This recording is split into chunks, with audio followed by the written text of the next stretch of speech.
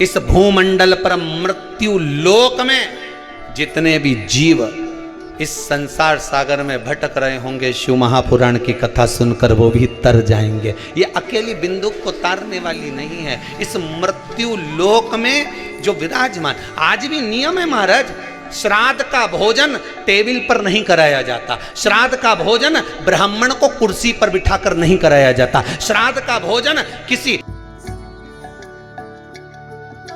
जाता। श्राद्ध का भोजन आज भी प्रमाण है कि ब्राह्मण के लिए भूमि पर आसन लगना चाहिए और जमीन पर बैठकर कराना चाहिए। तब क्यों?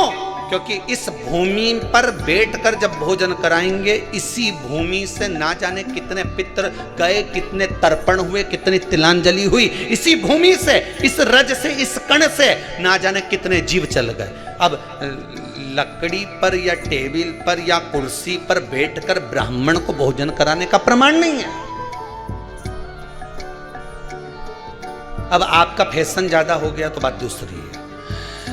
पंडित जी ऊपर बैठ के खा लोगे क्या? पंडित जी तो बोल देंगे अच्छा है, खिला दो।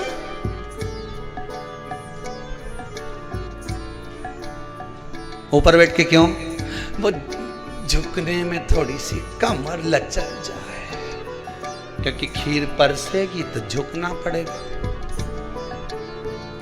अब ब्राह्मण अगर भोजन करने आसन पर बैठेगा, तुम अगर थोड़ा झुककर परसोगी, ब्राह्मण के सम्मुख में आप थोड़ा सा भोजन कराते समय झुकोगी।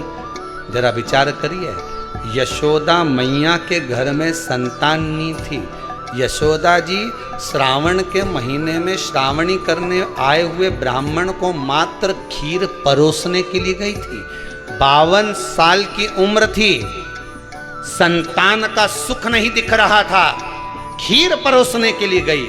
उतनी देर में ब्राह्मणों ने देखा इनके घर में संतान नहीं है, पुत्र भव कह दिया। और यशोदा जी के पति श्री नंदराय जी कह रहे हैं कि बाबा मैं 60 का, ये 55 की, बाल हो गए धोले और तुम कह रहे हो पुत्र होगा।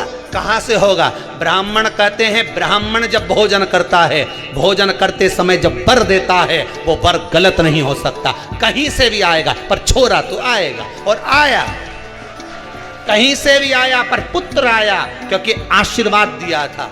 श्राद्ध पक्ष का भोजन टेबल पर नहीं, कुर्सी पर नहीं, श्राद्ध पक्ष का भोजन ब्राह्मण को आसन लगाकर जमीन पर कराना चाहिए,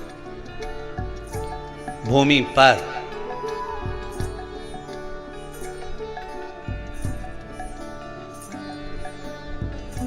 अब आजकल के ब्राह्मण भी थोड़े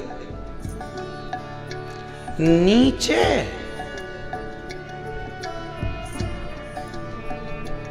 अगर हम टेबल पे ही जीम लें तो